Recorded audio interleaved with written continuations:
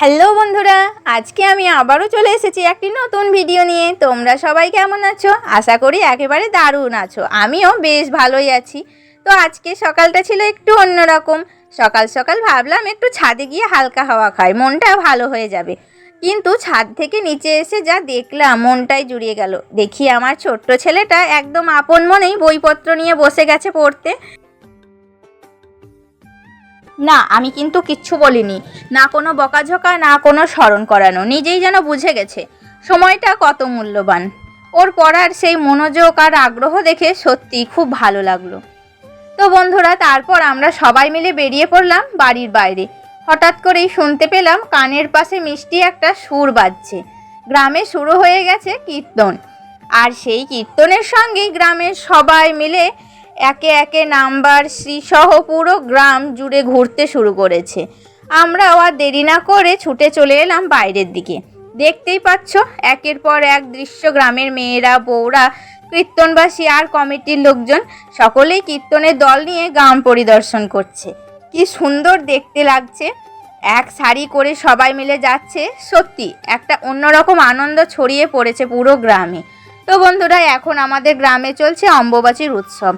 এই 4 দিন ধরে আমাদের গ্রামে পালা কীর্তন, নাম সংকীর্তন আরও নানা অনুষ্ঠান চলবে। আজকের দিনটা ছিল শুরু। এই ব্লগে আমি তোমাদের দেখাবো গ্রামের কীর্তনের সেই প্রাণবন্ত মুহূর্তগুলো। আর আগামী ব্লগে আরও অনেক রঙিন দৃশ্য আসবে, প্রমিস।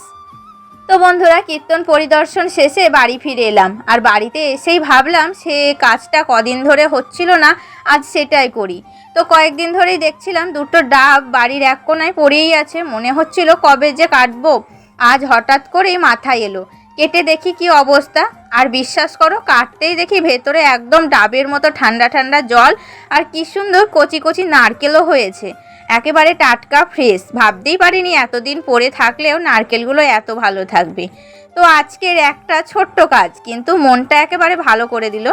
নারকেল কাটা কমপ্লিট হয়ে গেছে। এখন ভাবছি এই কচি নারকেল দিয়ে মুড়ি খাবো, কারণ এই যে নারকেল কুচি চানাচুর দিয়ে মুড়ি খেতে বেশ লাগে। তো যাই হোক বন্ধুরা, সংসারের কাজ তো প্রতিদিনই লেগেই থাকে। এই কাজ সেই কাজ, যেন শেষই হতে চায় না। তবুও আমি আজকে সকাল সকাল সব কাজ গুছিয়ে নিয়েছি। রান্না বান্না, ঘরটুকু পরিষ্কার, সব কিছু এখন শেষ। এখন দেখো আমি রেডি হচ্ছি, কারণ আর একটু পরেই আমি যাব কীর্তন শুনতে। আজ আবার নতুন পালা, নতুন আয়োজন। তো বন্ধুরা, তোমরাও আমার সঙ্গে থাকো। চলো দেখি আজকের কীর্তনে কার পালা শুনতে পাই। গান, ঢাক, কারাহারা সব কিছুই শেয়ার করব তোমাদের সাথে। গ্রামের এই উৎসবগুলোতেই আমাদের আনন্দ, আমাদের জীবনের ছন্দ। আর দেখতে পাচ্ছ, আমরা এখন একেবারে রেডি হয়ে বেরিয়ে পড়েছি এবং এসে পৌঁছে গেছি কীর্তন বাসরে।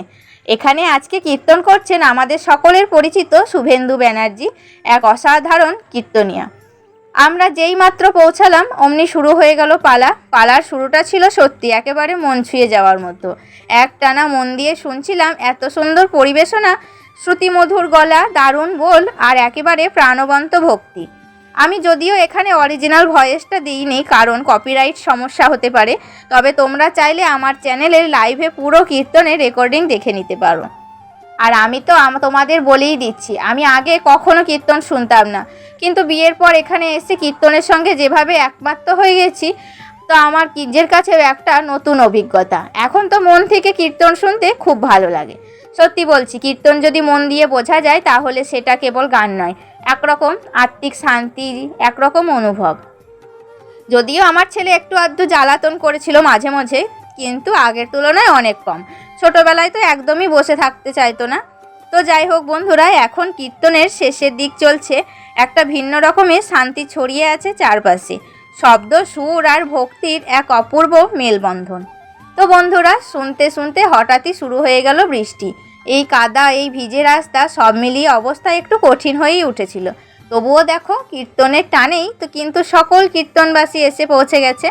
সত্যি বলতে কি, যখন মন থেকে কিছু চাওয়া যায় তখন সেই টান, সেই ভক্তি সব বাধা পার করেই আমাদের টেনে আনে সেইখানে। আজকের কীর্তনের পালাটা শেষ, আর একটু পরেই শুরু হবে পরের পালা। কিন্তু আমাদের আর থাকা সম্ভব নয়, তাই এখন আমরা রওনা দিচ্ছি বাড়ির দিকে। আর দেখো বাড়ি ফিরে দেখি আমার ছেলে মেলাতে গিয়ে একটা পুতুল কিনে এনেছে। কি খুশি ওর মুখে! যতদিন মেলা থাকবে ততদিন ওর কেনাকাটা চলতেই থাকবে, এটা একরকম নিশ্চিত। তো বন্ধুরা, আজকের ব্লগ এখানেই শেষ করছি। কেমন লাগলো বলো, কমেন্ট করে জানাও, আর ভালো লাগলে অবশ্যই একটা লাইক দিও।